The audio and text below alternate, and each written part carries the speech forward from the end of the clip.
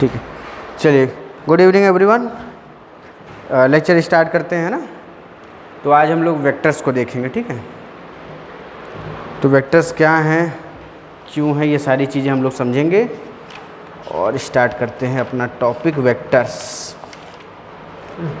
तो हेडिंग डाल दीजिएगा, एरर एनालिसिस हो गया है अपना, है ना। डायमेंशनल एनालिसिस कंप्लीट हो गया, आज है वेक्टर एनालिसिस, ठीक है। वेक्टर्स को हम लोग समझने की कोशिश करेंगे। Vector analysis,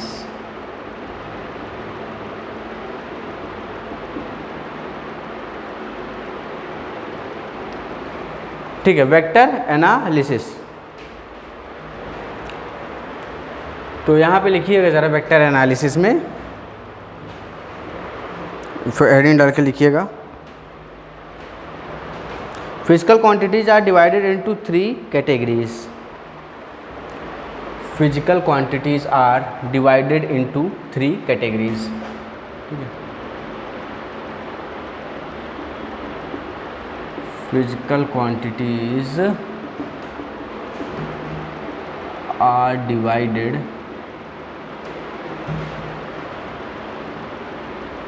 into 3 categories, into 3 categories। पहला है आपका स्केलर, into 3 categories, पहला डालिएगा स्केलर,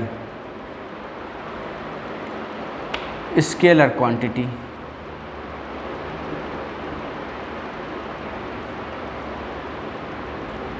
पहला डाल दीजिए स्केलर क्वांटिटी, और स्केलर क्वांटिटी में लिखिएगा कुछ lines,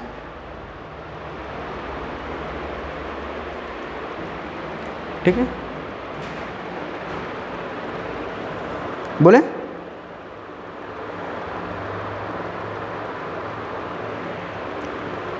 the quantities which require only magnitude, the quantity which required only magnitude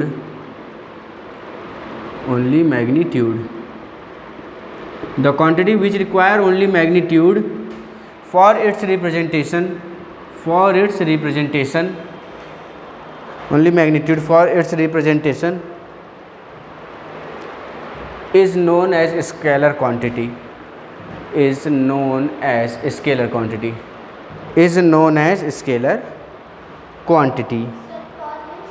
for its representation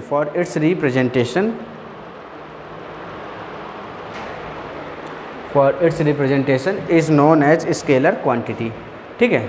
अब बहुत ध्यान से सुनिएगा, अब टॉपिक को हम एक्सप्लेन करने जा रहे हैं ना। तो वेक्टर्स हम लोग पढ़ने जा रहे हैं, और जो फिजिकल क्वांटिटी है वो कितने तरीके से डिवाइड है, 3 तरीके से। कितने तरीके से? 3 तरीके से, ठीक। सबसे पहला होता है स्केलर क्वांटिटी, सबसे पहले स्केलर क्वांटिटी। अगर यहाँ पे आपने वो लिख लिया, उसके आगे अगर मैं एग्जांपल आपको बताऊँ तो इसका एग्जांपल हो जाता है मास टाइम ETC।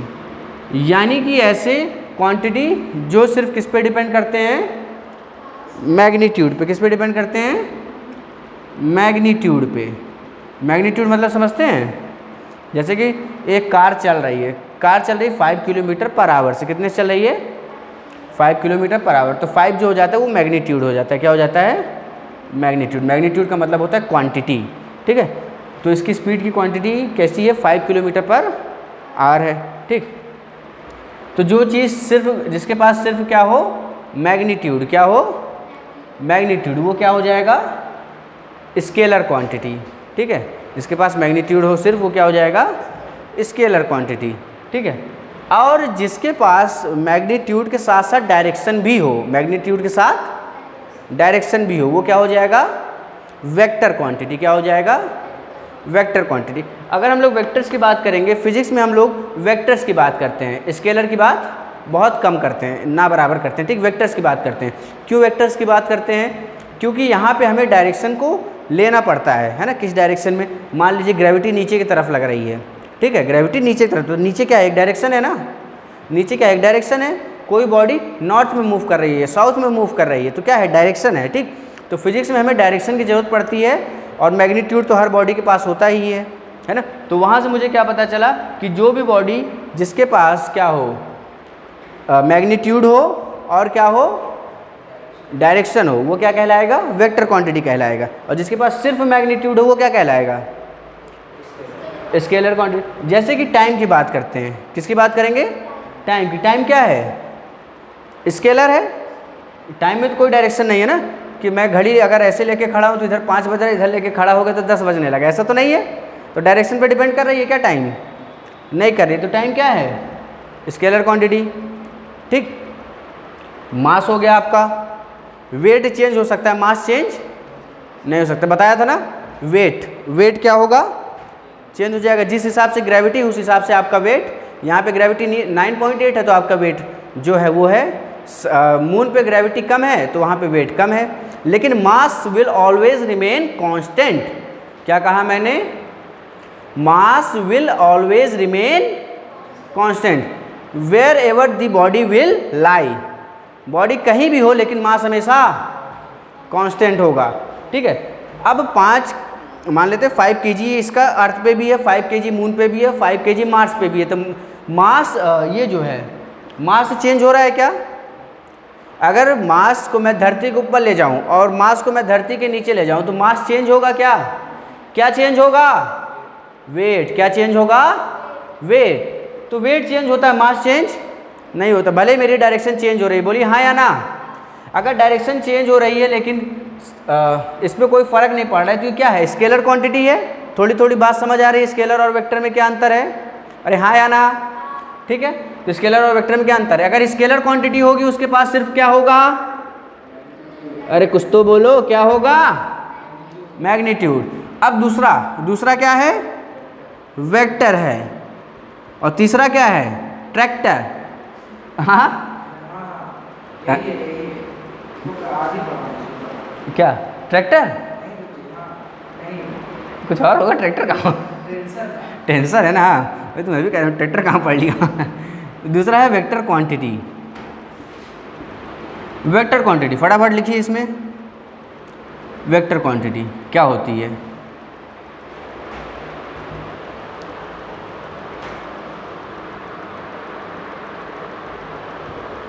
बोले इसमें, हाँ, the quantity which required both magnitude, the quantity which required both magnitude as well as, the quantity which required both magnitude as well as direction for its representation, the quantity which required both magnitude as well as direction, both magnitude as well as direction for its representation, for its representation, direction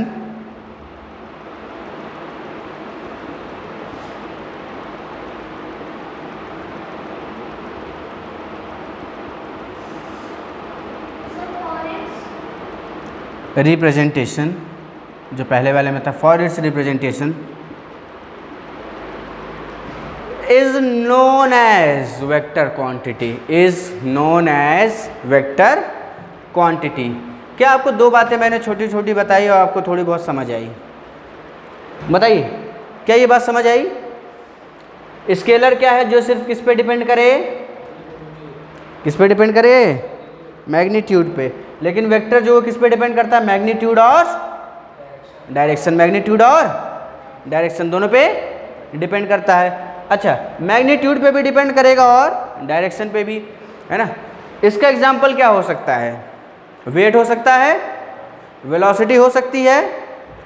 अरे velocity होगी कि नहीं होगी, हम लोग physics में क्या पढ़ते हैं, स्पीड नहीं पढ़ते, क्या पढ़ते हैं, वेलोसिटी पढ़ते हैं। क्यों पढ़ते हैं, क्योंकि हमें डायरेक्शन कंसीडर करना पड़ता है।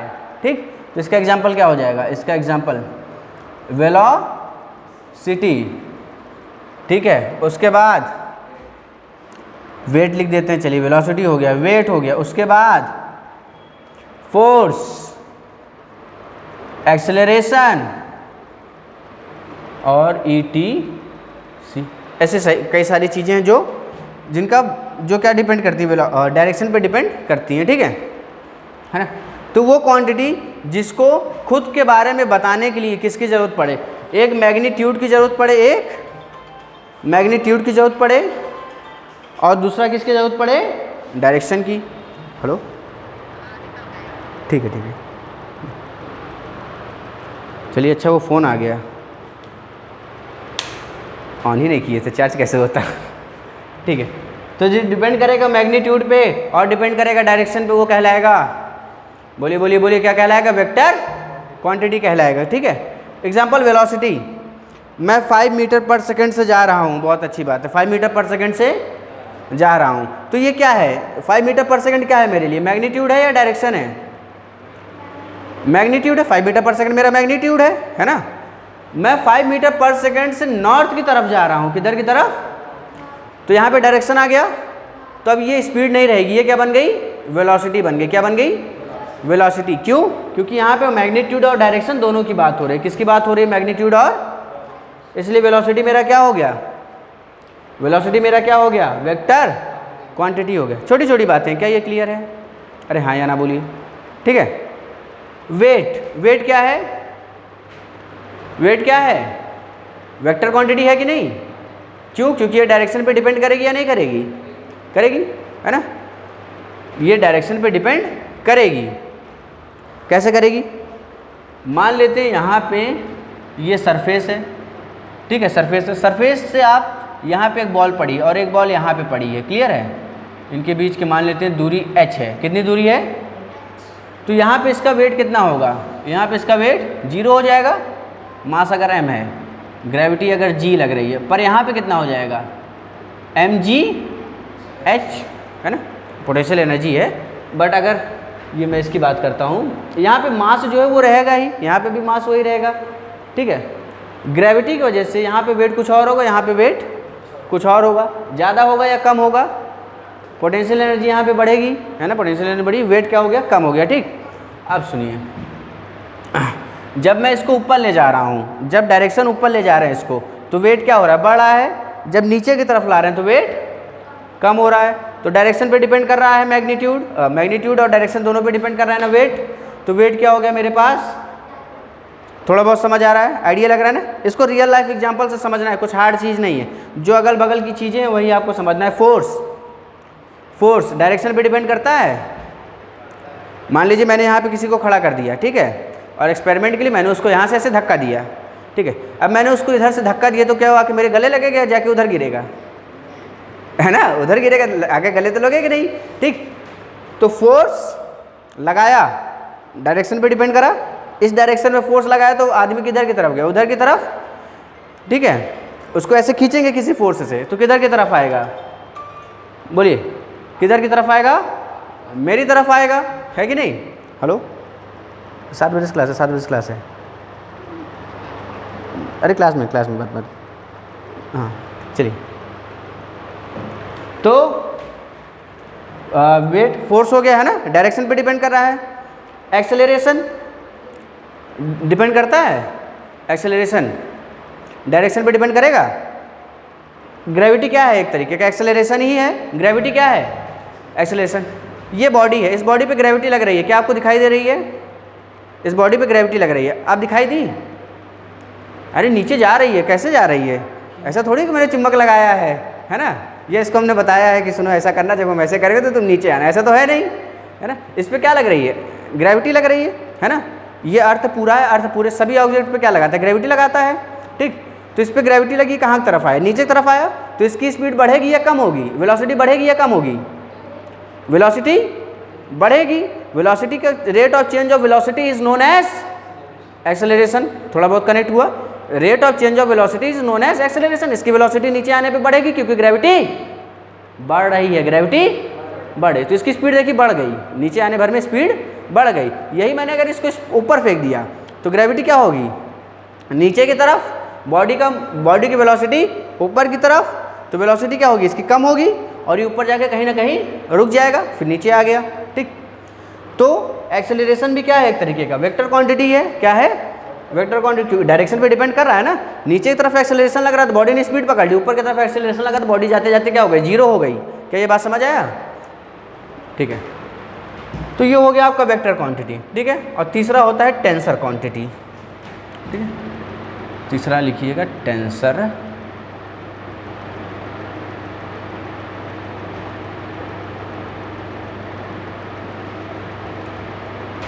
ठीक है, टेंसर कॉन्स्टेंट 7 बजे से थोड़ा 5-10 मिनट आगे तक जाएगा ही, आप ही जान रहे हैं। क्यों, क्या हुआ जी, कितने बजे जाना है? अच्छा, जय हमने छोड़ दिया आपको। ठीक है, चलिए टेंसर। टेंसर में लिखिएगा, टेंसर क्या होती है? The quantity which required magnitude, the quantity which required magnitude direction, the quantity which requires magnitude direction and plane of action. ठीक है,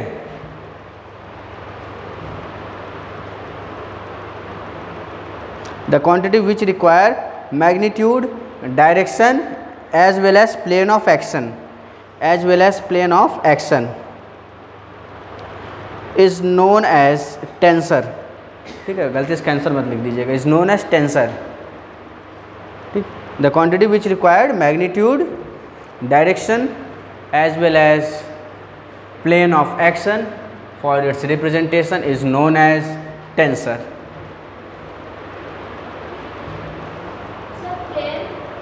plane of action, plane of action, plane of action. ठीक है, plane of action. Example हैं इसके,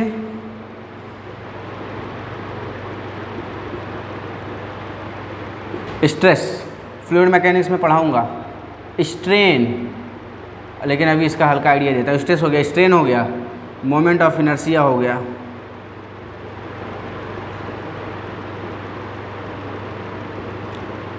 ठीक है, कोई maths वाला बच्चा है क्या यहाँ पे? मैथ्स वाला बच्चा है ना।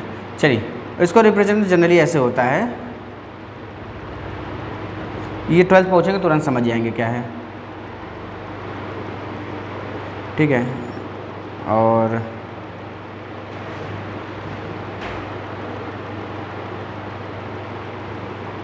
ये मैट्रिक्स होती है, मैं बना देता हूँ।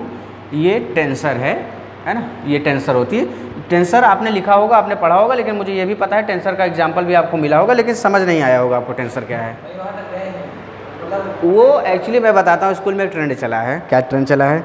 जब कोचिंगों में टेंसर पढ़ाया जाने लगा तो स्कूल में भी देखा देखी लोग पढ़ाने लगे। ठीक, अब कोचिंग में कोई टेंसर एक्सप्लेन नहीं करता है क्योंकि ये आपके सिलेबस में है नहीं।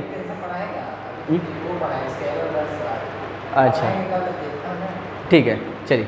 तो स्ट्रेस हो गया, स्ट्रेन हो गया, मोमेंट ऑफ इनर्शिया हो गया, है ना। इसको रिप्रेजेंट करने ये सॉल्व भी होता है। ये हो जाएगा Y X Y Y Y Z, फिर जेड एक्स जेड वाई और जेड जेड। ठीक है, ये 3x3 का जो है ये एक मैट्रिक्स है। मैट्रिक्स के थ्रू आप इसको रिप्रेजेंट करते हैं, क्योंकि आप मैथ्स से थे तो मैंने आपके लिए बता दिया इस चीज़ को।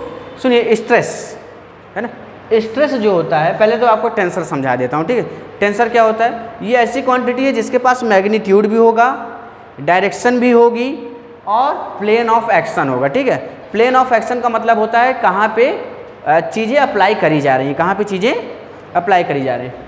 जैसे कि मैंने इसको धक्का दिया, इस बोर्ड को धक्का दिया, तो प्लेन ऑफ एक्शन क्या है? मेरा ये पूरा प्लेन, ये पूरा बोर्ड क्या है? प्लेन ऑफ एक्शन, क्योंकि मैं इस पर एक्शन कर रहा हूँ। ठीक है, एक उंगली से मैं खड़ा हूँ, है ना। ठीक है, तो ये क्या हो गया? मेरा प्लेन ऑफ एक्शन हो गया। ठीक, स्ट्रेस की बात करते हैं। स्ट्रेस, इसको मान लीजिए मैंने बहुत तेज़ी से खींचा।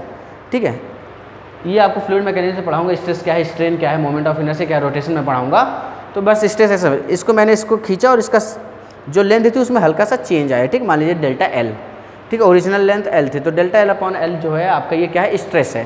ठीक है, फोर्स लगाने की वजह से इसमें मैंने क्या लगाया? फोर्स लगाया। फोर्स लगाया तो फोर्स का मैग्नीट्यूड होता है क्या? फोर्स का डायरेक्शन होता है क्या? जहाँ पे मैं फोर्स लगा रहा हूँ वो चीज़ आपको दिख रही है? इस पर्टिकुलर पे मेरा एक्शन हो रहा है ना। एक्शन होगा तो कुछ रिएक्शन भी होगा। Every action have reaction in equal and opposite direction, पढ़ाएगी नहीं? सभी एक्शन का रिएक्शन होता है, नहीं समझते? सभी एक्शन का रिएक्शन होता है। मान लीजिए आपके घर में आपको किसी नहीं, घर में नहीं, ज़्यादा हो जाएगा तब। मान लीजिए बाहर आपको, अगर आप किसी को नहीं जानते, आप जा रहे हैं, किसी ने बाहर आपको रोक के मार दिया, तो आपका रिएक्शन क्या होगा? नहीं, रिएक्शन क्या होगा वो बताइए। ऐसा होगा क्या, उसको समझाएंगे क्या? मान लीजिए आपको, मान लीजिए किसी ने मारा, तो आप रिएक्शन में क्या करेंगे वो बताइए, वो प्रतिक्रिया क्या होगी? अच्छा, रिएक्शन में ऐसे करके ऐसे करेंगे रिएक्शन में आप भी पलट के जवाब देंगे? क्यों? अच्छा, सवाल पूछेंगे अरे तो जवाब, मतलब जवाब में मानना ही हुआ ना। अच्छा ठीक है, अगर आप गांधी जी होते तो क्या करते? अरे एक बात बताइए, अगर होते तो उनकी बात यहाँ पे गलत हो जाती ना, वो गलत है, ठीक है, चाहिए सही। सुनिए, तो स्ट्रेस हो रहा है, प्लेन ऑफ एक्शन मुझे पता है, ये टेंसर क्वांटिटी कहलाता है। दूर दूर तक आपका नहीं, ग्रेजुएशन में जाएंगे तब वहाँ पे फ्लूइड मैकेनिक्स आती है, तो वहाँ पे आप टेंसर वगैरह ये पढ़ते हैं, ठीक है। वाटर का रोटेशन होता है, ये रोटेशनल फ्लो, बहुत सारी चीज़ें हैं, ठीक है, ग्रेजुएशन वगैरह में पढ़ेंगे। यहाँ कुछ सी काम का नहीं, इतना नोट कर लीजिए और फिर अब आगे चलते हैं। इसके बाद मैट्रिक्स, हाँ कर लीजिए, ताकि अभी 12th पास होने के बाद कहीं अगर आपको फिर पढ़ें तो आप कन्फ्यूज़ ना हो कि ये क्या चीज़ है।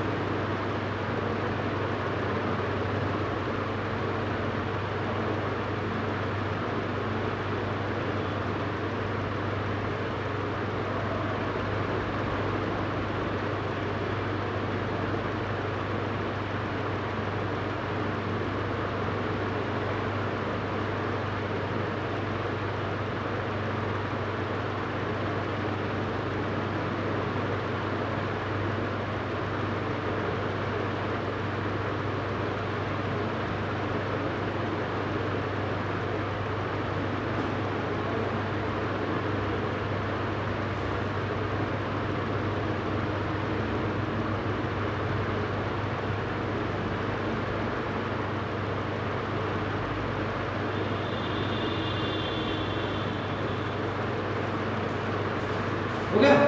आप हेडिंग दीजिएगा अगली, रिप्रेजेंटेशन ऑफ वेक्टर क्वांटिटी। अगली हेडिंग आप डालेंगे representation, vector representation. Vector representation आपकी अगली हेडिंग होगी, वेक्टर रिप्रेजेंटेशन।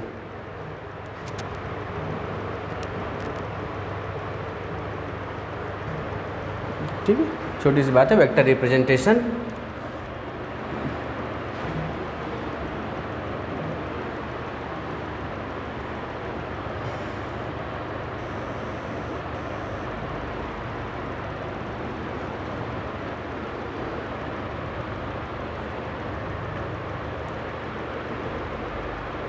अभी गीला है कि वेक्टर्स लिखा कैसे रहता है, उसको रिप्रेजेंट कैसे करते हैं, ये हम लोग समझेंगे, ठीक।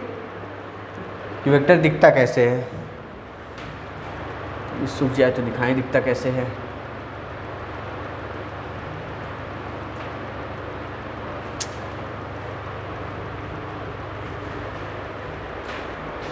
तब तक ये लिख लीजिए जरा वेक्टर रिप्रेजेंटेशन में कि they are represented by putting an arrow. They are represented by putting an arrow. Vector representation में they are represented by putting an arrow on the head of अ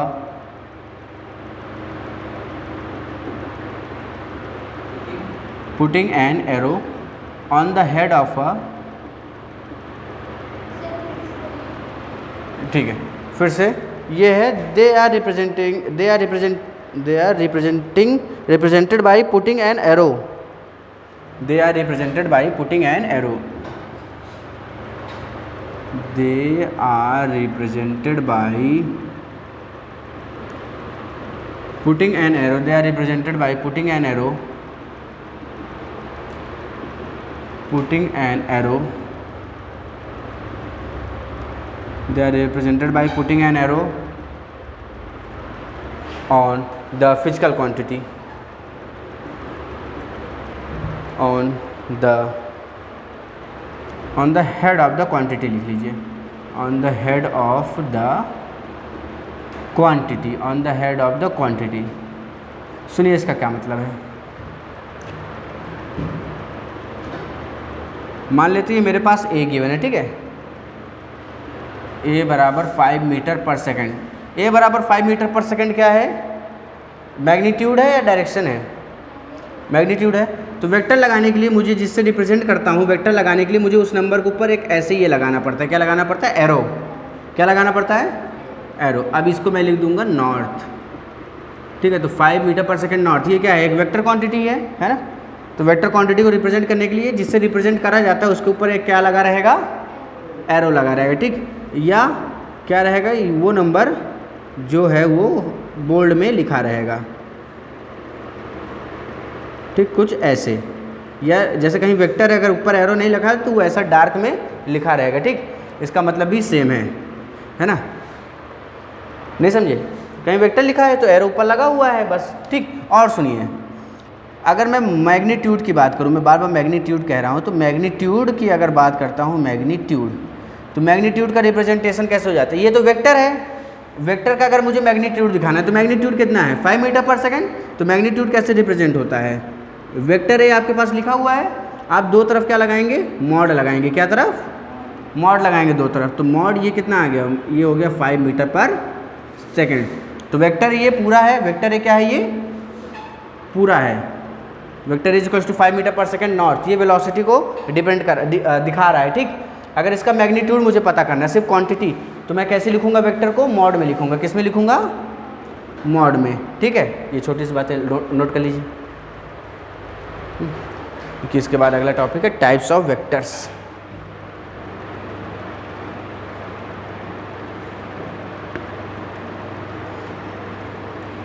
पुराने लेक्चर कितने देखे कि नहीं देखे, फिजिक्स वाले, हाँ हाँ हाँ, उसको देख डालिए जल्दी से, कितना ही समय लगेगा, उसको देख के ख़त्म कर दीजिए ना, कोई मतलब नहीं उसको रखने का। और एक प्रॉपर कॉपी बनाइएगा अपनी, उसमें करिएगा फिजिक्स में।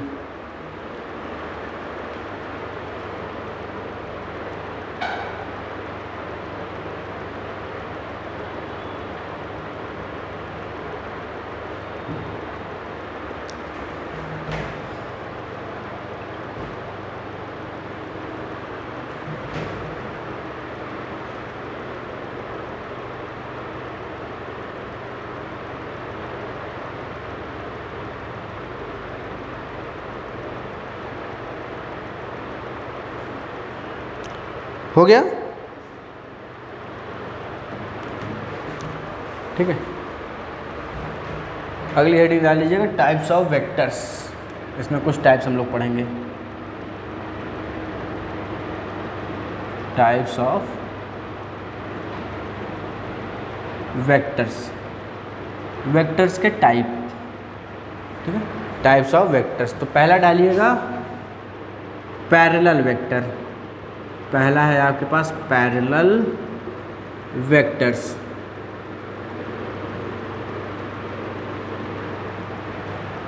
पहला है आपका parallel vectors having same direction. Parallel vectors क्या हैं, इसमें आप लिखेंगे having same direction. Parallel vector यानी कि जिसमें डायरेक्शन सेम हो। पैरेलल आप कैसे समझेंगे, पैरेलल ऐसे ही होता है ना, ये वेक्टर क्या है, क्या इसको वेक्टर ए बोल दें, ये एक लाइन है जो कि इस डायरेक्शन में जा रही है, तो क्या ये वेक्टर ए नहीं हो जाएगा, इसका कुछ मैग्नीट्यूड होगा। मान लेते इतनी लंबी लाइन है, ये मैग्नीट्यूड हो गया, इस डायरेक्शन में जा रही है तो ये वेक्टर बन गया। और दूसरा है वेक्टर बी, दूसरा क्या है, वेक्टर बी। तो पैरेलल वेक्टर क्या होते हैं, ऐसे वेक्टर जिनका डायरेक्शन क्या हो, सेम हो, और उनके बीच की जो दूरी है वो क्या हो, हमेशा कांस्टेंट हो। दूरी क्या हो, है ना, अगर कांस्टेंट होंगे तो आगे जाके मिल जाएंगे, इसलिए हमेशा पैरेलल वेक्टर इनको कहा जाता है। अगर एक इधर की तरफ आने लगे, एक इधर की तरफ, तो क्या हो जाएगा, एंटी पैरेलल हो जाएगा, ठीक है। फिजिक्स में वेक्टर का बहुत यूज है क्योंकि डायरेक्शन हम लोगों को हर जगह यूज़ करना पड़ेगा, है ना, और जो कि बहुत अच्छी बात है, इससे क्वेश्चन हमारे बहुत आसान हो जाते हैं फिजिक्स में डायरेक्शन यूज़ करके। ठीक, तो ये हो गया पैरेलल वेक्टर, है ना। और नोट करके इसमें एक नोट लिखना हो तो लिख लीजिए।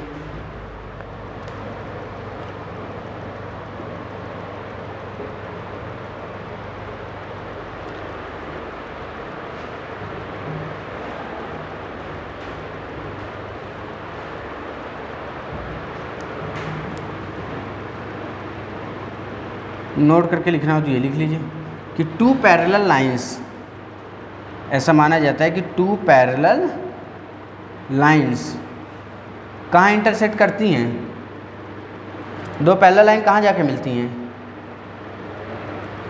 टू पैरेलल लाइंस मीट या इंटरसेक्ट, इसको इंटरसेक्ट कर लीजिएगा, intersect, two parallel lines intersect each other at each other at infinity।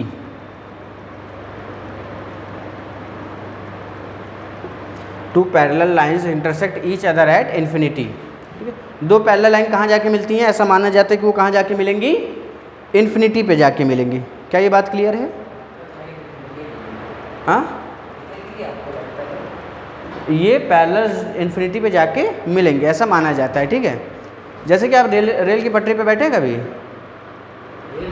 हाँ है ना, तो आप क्या देखते होंगे, रेल की पटरी जो सीधे जाती है ना, बहुत दूर तक देखेंगे तो ऐसा लगेगा आगे जाके क्या कर रही है, कन्वर्स कर रही है, आगे जाके मिल रही है, जबकि ऐसा होता नहीं है। पर हम लोग एज्यूम करते हैं कि जो पैरेलल लाइन्स है वो एकदम इन्फिनिटी पे, यानी कि बहुत दूर जाके कहीं ना कहीं एक दूसरे में मिलती ज़रूर हैं।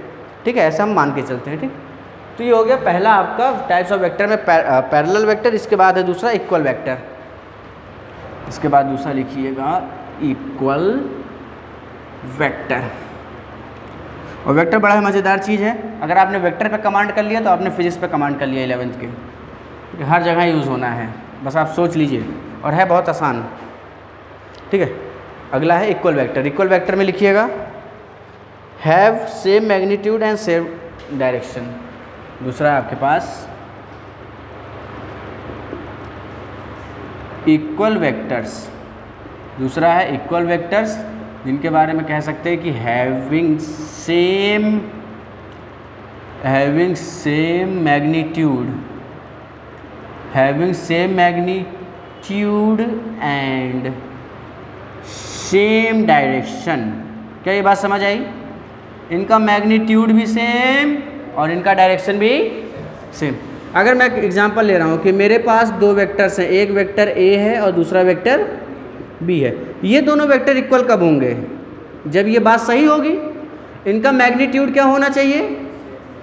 सेम होना चाहिए। यानी कि वेक्टर ए, इसका मैग्नीट्यूड, आप शांत रहे, इसका मैग्नीट्यूड कैसे हम लिखेंगे? वेक्टर ए का मैग्नीट्यूड अगर मुझे लिखना है कैसे लिखेंगे? वेक्टर ए, ये कॉमा है, वेक्टर ए का मैग्नीट्यूड कैसे लिखेंगे?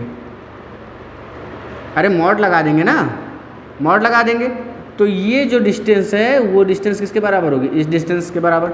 ठीक है, अरे एक वेक्टर ये ए है, ठीक, दूसरा वेक्टर बी है, दोनों वेक्टर इक्वल हो, यानी कि पहले इनका मैग्नीट्यूड इक्वल होना चाहिए।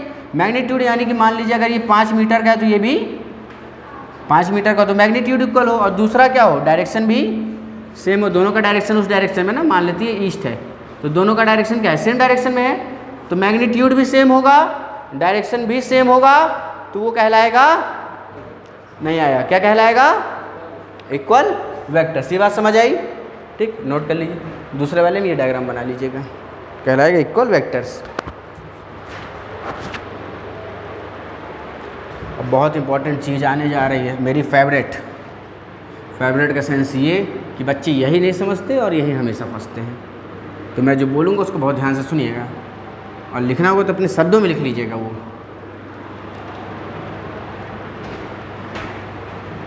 चलिए इसको बना लीजिए जल्दी से फटाफट।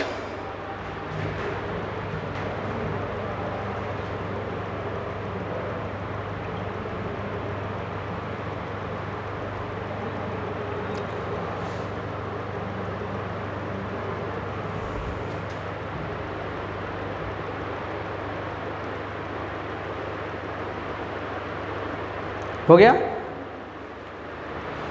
2 हो गए। तीसरा यूनिट वेक्टर। यूनिट वेक्टर 11 पढ़िए 12 पढ़िए कहीं भी पढ़िए आपको हमेशा मिलेगा unit vector.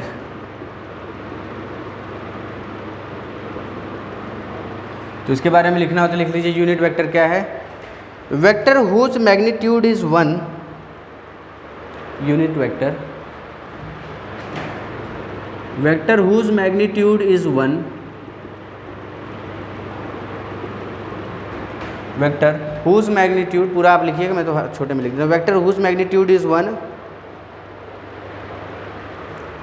And these are use to represent the direction. Vector whose magnitude is 1 and it is use to represent the direction.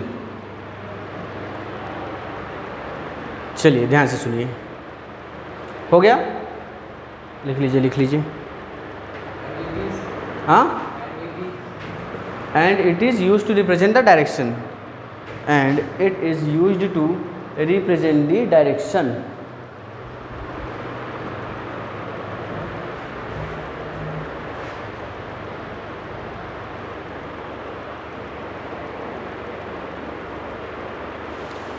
and it is used to represent the direction।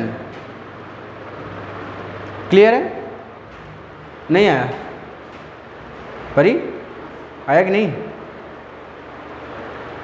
अभी समझाया नहीं मैंने तो आएगा कहाँ से। यूनिट वेक्टर, ठीक है। इधर बाकी दो इक्वल वेक्टर और पैरेलल वेक्टर, ऐसे वेक्टर पैरेलल है तो पैरेलल वेक्टर हो गया, उनका मैग्नीट्यूड और डायरेक्शन दोनों सेम होगा तो इक्वल वेक्टर हो गया। यूनिट वेक्टर मज़ेदार चीज़, इसको हम रिप्रेजेंट करते हैं कैप से। क्या किससे रिप्रेजेंट करते हैं? कैप। कैप कैसी होती है? ऐसी होती है ना, लेकिन ऐसा नहीं होता है। कैप यहाँ पे ऐसा होता है, ठीक है, ऐसा कैप होता है, ठीक। टोपी मत पहना दीजिएगा इसको, ठीक है। ये जो होता है ए कैप, ये बराबर होता है ए वेक्टर अपॉन मॉड ए। किसके बराबर होता है? ए वेक्टर अपॉन मॉड ए के बराबर होता है। ए कैप किसके बराबर होता है? ए वेक्टर अपॉन मॉड ए के। अब मैं जो बात बोलने जा रहा हूँ उसको बहुत ध्यान से सुनिएगा। यूनिट वेक्टर एक ऐसा वेक्टर है जिसका मैग्नीट्यूड क्या है? 1 है। जिसका मैग्नीट्यूड 1 है। 1 कुछ भी हो सकता है, मीटर, सेंटीमीटर, किलोमीटर, कुछ भी हो सकता है। मैग्नीट्यूड क्या होगा? 1 होगा। और ये किस लिए काम आता है? किस लिए काम आता है? किस लिए? क्या रिप्रेजेंट करने के लिए? इसको दिमाग में बैठा लीजिए, यही किसी को नहीं पता है, भूल जाते हैं सब। क्या रिप्रेजेंट करेगा? मैग्नीट्यूड कितना? मैग्नीट्यूड कितना रिप्रेजेंट करेगा? क्या? क्लियर है?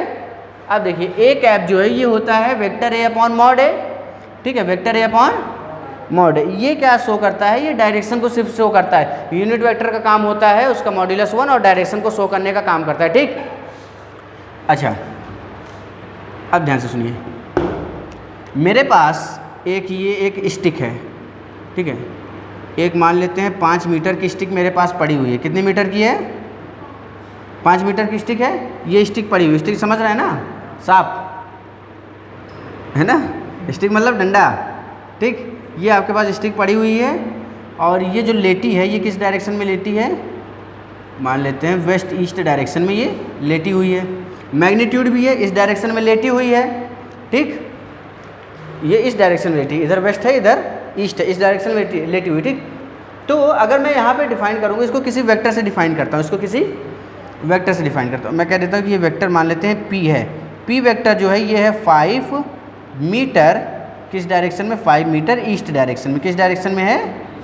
वेस्ट टू ईस्ट, मतलब कि मान लेते हैं ईस्ट डायरेक्शन में 5 मीटर में क्या है? एक स्टिक पड़ी हुई है, ठीक। सुनिए, तो अगर मैं बात करूंगा कि जो यूनिट वेक्टर वो हमेशा क्या देता है? डायरेक्शन को देता है और उसका मैग्नीट्यूड कितना होता है? 1।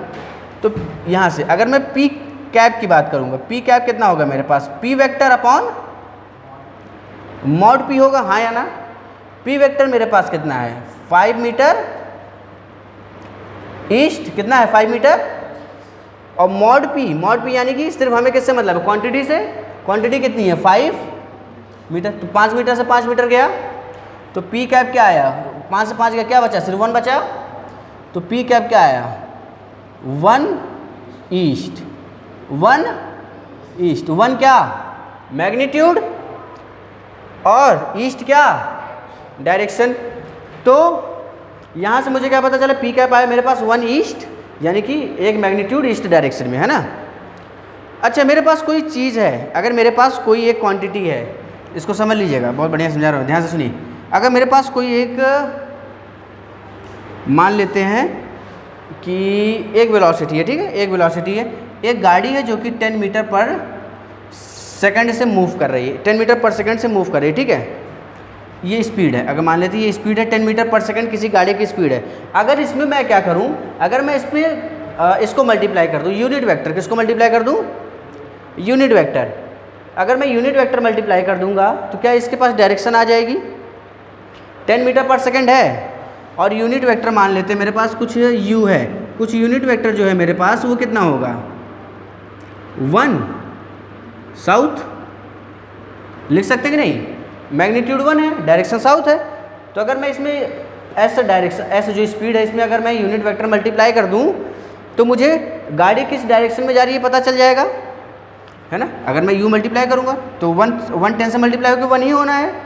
क्या आ जाएगा यहाँ से आ जाएगा आपके पास s वेक्टर। अब क्या आ जाएगा s वेक्टर, क्योंकि डायरेक्शन भी आ चुकी है ना। अब कितना हो जाएगा 10 मीटर पर सेकेंड और साउथ। बहुत ध्यान से समझिए, ये सब जो मैंने बताया, मैंने सिर्फ आपको ये बताया है, अगर यूनिट वेक्टर आपके पास है, अगर आपके पास यूनिट वेक्टर है, उसको आप किसी से भी मल्टीप्लाई कर दिए, आपको वो डायरेक्शन पता चल जाएगी। या कोई बॉडी किस डायरेक्शन में जा रही है आप कैसे पता करेंगे, यूनिट वेक्टर निकाल लीजिए, उसका क्या निकाल लीजिए, यूनिट वेक्टर, ठीक। ये बेसिक सी बात। अब एग्जाम्पल कराऊंगा तो सब कनेक्ट होगा, ये नोट करिए फटाफट। अगले एग्जाम्पल से ही अब आपको सारी चीज़ें कनेक्ट होना शुरू होंगी वेक्टर्स में, जो हम लोगों ने पढ़ रखा है।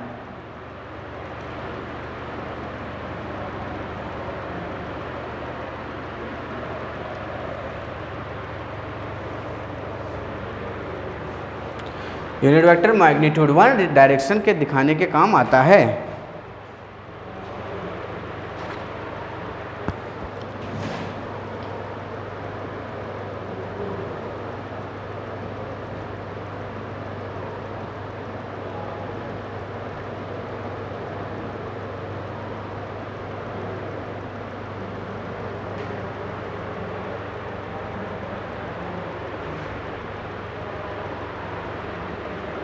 हो गया।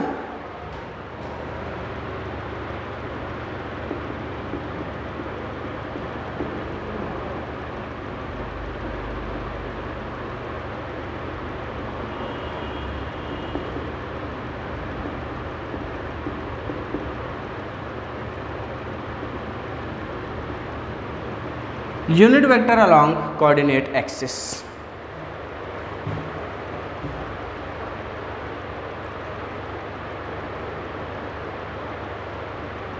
अब आपको यूनिट वेक्टर का खेल समझाता हूँ, चलें। हाँ नोट कर लीजिए।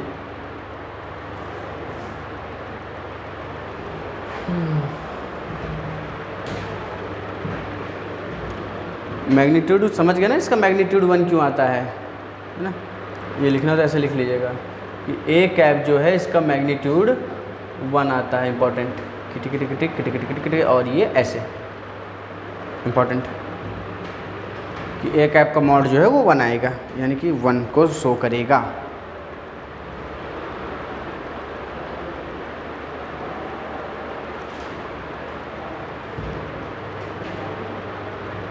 नोट करिए नोट करिए।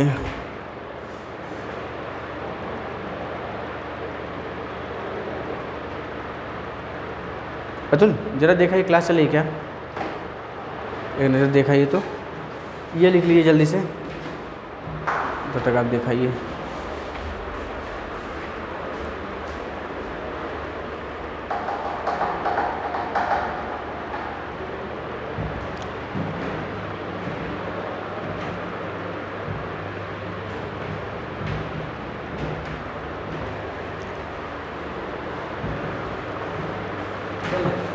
चल रही है, बच्चे पढ़ रहे हैं क्या? अच्छा तब रिकॉर्डिंग वाली चल रही है, ठीक। Unit vector along coordinate axis, क्योंकि फिजिक्स पढ़ रहे हैं, है ना, हमको क्या पढ़ना पड़ेगा, या तो 1 डायरेक्शन पढ़ेंगे, या 2 डायरेक्शन, या 3 डायरेक्शन, है ना। तो कोऑर्डिनेट एक्सिस हम लोग 3 डायमेंशन की बात करते हैं, ठीक है ना। 1 डायमेंशन 2 डायमेंशन हो रही है, 3 डायमेंशन हो गया, ठीक। तो देखिए इसमें होता क्या है,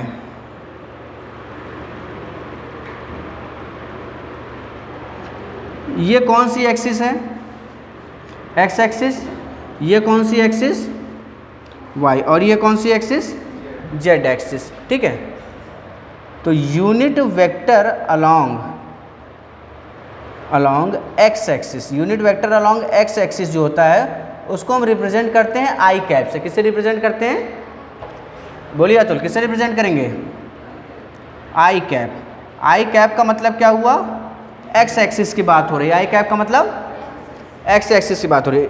आई कैप इसका मतलब इसका मॉड क्या है? 1 है, और आई कैप की मॉड 1 है और एक्स डायरेक्शन को शो कर रहा है। ठीक, उसी तरीके से unit vector along Y axis कितना हो जाएगा? ये हो जाता है जे कैप। क्या हो जाता है? जे कैप। और ये अलोंग जेड एक्सिस क्या हो जाता है? के कैप। ये कितना हो गया आपके पास? जे कैप। और ये वाला जेड एक्सिस में के कैप। ठीक है, अब इसको फील कराता हूँ। अगर मेरे पास मान लीजिए फॉर एन एग्जाम्पल लिखा हुआ है 2i, क्या लिखा है? 2i। ठीक है, 2i का मतलब क्या है? एक्स एक्सिस में 1 2 i का मतलब क्या है? मैं एक्स एक्सिस की बात कर रहा हूँ क्योंकि यूनिट वेक्टर क्या दिखाता है? डायरेक्शन को शो करता है। तो कहीं 2i लिखा है, इसका मतलब एक्स एक्सिस की बात हो रही। एक्स एक्सिस में आप कितने डिस्टेंस आगे बढ़े? 2 डिस्टेंस आगे बढ़े। ठीक है ना, मान लेते हैं 3j 2i प्लस, तो आप क्या गए? इसका मतलब क्या हुआ? i में आप गए हैं और किस में गए हैं? j में। तो मान लीजिए 2 यहाँ गए और 3 यहाँ गए, 2 यहाँ गए और 3, और मान लेते हैं प्लस कर देते हैं 5 के कैप। 5 किधर की तरफ आए? के कैप बाहर की तरफ, माइनस होता तो अंदर की तरफ चले जाते हैं ना। अच्छा, तो ये यूनिट वेक्टर और ये इसका एग्जाम्पल। अब जरा मेरी बात ध्यान से सुनिएगा।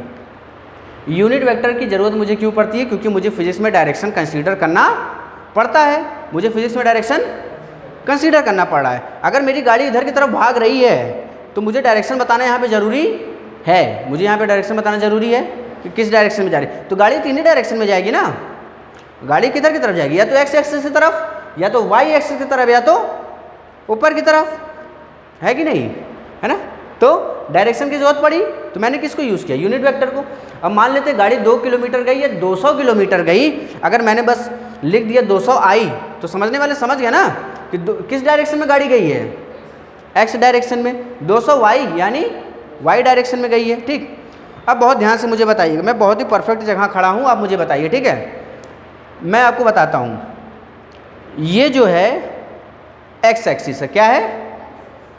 ये मैं समझ लीजिए ऐसे कोऑर्डिनेट पे खड़ा हूँ, यहाँ पे खड़ा हूँ ओरिजिन पे। ठीक, ये एक्स एक्सिस है, ये एक्स, ये वाई और ये जेड। बात समझ रहे हैं मेरी? ये कौन सी? ये और ये जेड। तो क्या मैं कहीं भी अगर पहुँच जाऊँगा तो आप क्या मेरी पोजीशन बता सकते हैं? फिजिक्स में आप कहीं भी हों, अगर आपके पास आई जे के लिखा है तो आप बता सकते हैं कि आप कहाँ पे हैं। कैसे बताएंगे? सुनिएगा। अगर मैं यहाँ से 4 कदम आगे जाता हूँ, ठीक है, तो आप मेरी पोजीशन बताइएगा। ठीक, 4 कदम आगे जाऊँगा तो बताइएगा, जैसे पूछूंगा 1 2 3 4। मैं 4 कदम किस डायरेक्शन में आया? 4 कदम किस डायरेक्शन में आया? वाई डायरेक्शन में। तो आप यूनिट वेक्टर के टर्म्स में मुझे कैसे रिप्रेजेंट करेंगे? 4j। मेरी पोजीशन क्या है? 4j, है ना? नहीं समझे? समझ गए ना? मैं वाई में आया तो मेरी पोजीशन 4j। ठीक, अब बताइए 1 2, अब मेरी पोजीशन कितना? 2 आया ना। 4j 2i। ठीक, अब मेरी पोजीशन ऐसे कूदूंगा। अब मेरी पोजीशन y, मैं कहाँ आई? नीचे, है कि नहीं? है ना, ऊपर y। ठीक है, ऊपर k कैप, ऊपर k कैप, क्योंकि हम लोग ऐसे लिए ना, ऊपर k कैप, नीचे माइनस k। वहाँ से यहाँ 4i plus 2i, 4j 2i। तो मैं क्या लिखूंगा? 4j प्लस 2i माइनस 1 कदम नीचे कूदा तो माइनस k। तो मैं यहाँ पे हूँ तो आप मेरी पोजीशन बता सकते हैं कि नहीं? डायरेक्शन भी आपको पता है, कोई बॉडी 3 डायमेंशन में मूव करेगी ना। तो आप डायरेक्शन को किसके टर्म्स में लिखते हैं? यूनिट वेक्टर के टर्म्स में। किसके टर्म्स में? यूनिट वेक्टर के टर्म्स में। ठीक है, अब बताइए जरा मेरी पोजीशन 1 2, मेरी पोजीशन अब बताइए। कितना y, वहां से पोजीशन बतानी, हमेशा कहां से पोजीशन बताएंगे, ओरिजिन से। तो वहां से कितना आया, शाबाश, अरे 4 हुआ आया, फिर 2 ऐसे, फिर 2 और इधर आया ना, तो 4 2 6 जे कैप 2 आई कैप, यहाँ पे माइनस के कैप, समझ गए, ठीक। अब 1 2, अब बताइए, हाँ 1 8 कहाँ से होगा, मैं किस डायरेक्शन में मूव किया, y, अरे वहां से देखिए ना, वहां से कितना आया, 6 आया हूं ना, हमेशा वहां से देखेंगे, कहां से, ओरिजिन से, कितना आया हूं 6, भले 4 ऐसे आया, 2 ऐसे गया, 1 नीचे, फिर 2 ऐसे, तो 4 2 6, 2 आगे आई कैप, फिर 2 पीछे आ गया तो -2 आई कैप, अरे प्लस आगे गए तो 2 आई कैप, फिर पीछे आ गया तो -2 आई कैप, यानी कि एक्स एक्सिस में मैंने मूव किया क्या, जितना गए थे उतना आ गया ना। मैं तो सिर्फ, अरे देख लीजिए, सिर्फ कहाँ मूव किया हूँ, वाई में मूव किया हूँ और 1 कदम नीचे हूँ, तो यानी कि वाई और के में ही मूव किया हूँ ना, यानी कि जे और के में ही मूव किया हूँ, ठीक। अब बताइए एक और, अब कितना होगा बताइए, कितना आगे, कितना था आगे जाता तो क्या मिलता, आई मिलता ना, वापस ओरिजिन पे आ गया तो क्या मिलेगा 0, तो ओरिजिन से कितना आया, पीछे आया तो क्या हो जाएगा, ओरिजिन से पीछे आया तो क्या हो जाएगा कि माइनस, अरे उसके आगे जाता तो 1 जुड़ता ना, उसके पीछे वहाँ दीवार थी तो कैसे जाता, इसलिए यहाँ आया हूँ, ठीक। तो उसके पीछे क्या, मान लीजिए यहाँ तक आए हो, अब ये तो y वाली एक्सिस है, आगे जाता तो x जुड़ेगा, पीछे जाएगा तो -x जुड़ेगा ना, तो +i वहाँ होता -i, तो 1 कदम मैं पीछे आया तो कितना हो गया -i, वहाँ से 6j -i और माइनस के, नीचे भी तो हूँ 1 कदम, ठीक है ना, ठीक है, जा रहा हूँ अब, ठीक है। चलिए अब बताइएगा 1 2, कहाँ से चेक करेंगे, जल्दी बताइए कहाँ से चेक करेंगे, कितना है वहाँ से, कितना है, अरे 2 आए ना, 2 नहीं देखे क्या, 2 बार पैर रखे थे, ठीक, 1 2 3 4 4, कौन सा कैप, 4 जे कैप, वाई एक्सिस को कौन रिप्रेजेंट करता है, जे कैप, वाई में जाऊंगा तो जे कैप, नीचे हूं तो -k कैप। अब मुझे बताइएगा अब कितना, अब बताइए, आप रुक जाइए, अब कितना, चलिए बोलिए, अरे वहां से देखिए ना, वहां से कितना आए हैं 4, और आगे गए क्या, पीछे गए, ऊपर गए, ऊपर से तो शुरुआती हुई थी, तो अब तो नॉर्मल आ गए ना, इसके ऊपर तो गए नहीं, इसके नीचे गए तो माइनस आपने कर दिया, ऊपर गए तो प्लस, ठीक है। तो जब इसके ऊपर जाते तब प्लस होता ना, ये तो मैं लेवल पे ही खड़ा हूँ, मैं कहाँ पे हूँ, कोऑर्डिनेट पे ही हूँ, बात समझ आई। तो कहीं पे अगर कुछ ऐसा लिखा हो 2i 3j 5k, इसका मतलब क्या है, ये यूनिट वेक्टर को रिप्रेजेंट करता है और डायरेक्शन को रिप्रेजेंट करता है, ठीक। अगर मैं इसकी बात करता हूँ 2 3 5, अगर मुझे यहाँ पे दिखाना है, ये एक्स एक्सिस है, 2i का मतलब 1 2, अरे हाँ या ना, 3 का मतलब 1 2 3, आप पहले 2i आए, फिर 3j गए, 1 2 3, यानी कि अभी आप यहाँ पहुँच चुके हैं। उसके बाद 5 आगे या पीछे, आगे, तो 1 2 3 4 5, यानी कि यहाँ से पार्टिकल मेरा कहाँ पे है, यहाँ पे। आप इमेजिन कर पा रहे हैं थोड़ा बहुत, मेरा पार्टिकल यहाँ पे है, ठीक है। क्या पार्टिकल अंदर भी जा सकता था, माइनस में होता तो अंदर चला जाता, फिर मैं ड्रिल करके दिखाता आप लोगों को, है ना, लेकिन दिखाता जरूर, ठीक। चलिए इसको नोट करिए, ये है यूनिट वेक्टर का कॉन्सेप्ट, समझ आया, ठीक है। आपको हमेशा ऐसे ही लिखा रहेगा, ऐसे लिखा रहेगा तो आप समझ गए, आप तुरंत पॉइंट अपनी पेन पॉइंट कर सकते हैं ना।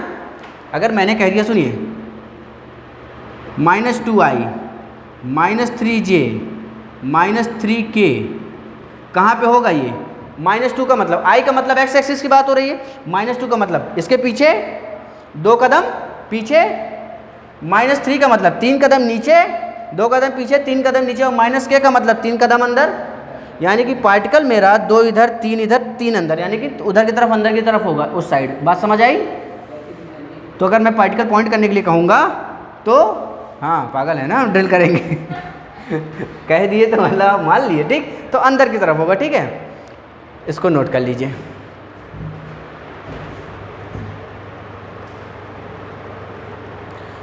चलिए, तो अभी वेक्टर्स और बचे हैं और क्वेश्चंस वगैरह इस पे करेंगे हम लोग, फिर वेक्टर के साथ ऑपरेशन करेंगे, ठीक। औजार लेते आइएगा, है ना, फावड़ा अरे अच्छा, तो किससे आते हैं? साइकिल से ना, तब क्या पीछे बांध लीजिएगा रख के। अरे लोग क्या सोचेंगे, लोगों का तो काम है सोचना। कहाँ से? चलिए यहीं से लेते आइएगा, ठीक है। तो वेक्टर का हम लोग ऑपरेशन करेंगे अगली क्लास में, ठीक है ना, ठीक है। चलिए नोट कर लीजिए। बाकी ये देखिए कितना हुआ, 12th भी बैठी होगी अभी, ठीक है। चलिए मिलते हैं आप सभी से अगली क्लास में, तब तक के लिए इंतज़ार रहेगा आप सभी का कल 7 वाली टाइमिंग, ठीक है। कल बायो है ना, फिजिक्स 6 बायो 7, ठीक। कंफर्म आपका तो वही है? नहीं, अल्टरनेट डे है ना, 3 दिन है ना, तो ये हो जाएगा, ठीक। अगर क्लासेस की कमी होगी तो उसके लिए आप बिल्कुल परेशान मत होगा, एक्स्ट्रा क्लासेस बहुत लगती हैं यहाँ पे, ठीक। आप उब जाएंगे, इतनी लगती हैं, तो उसके लिए परेशान नहीं होना है।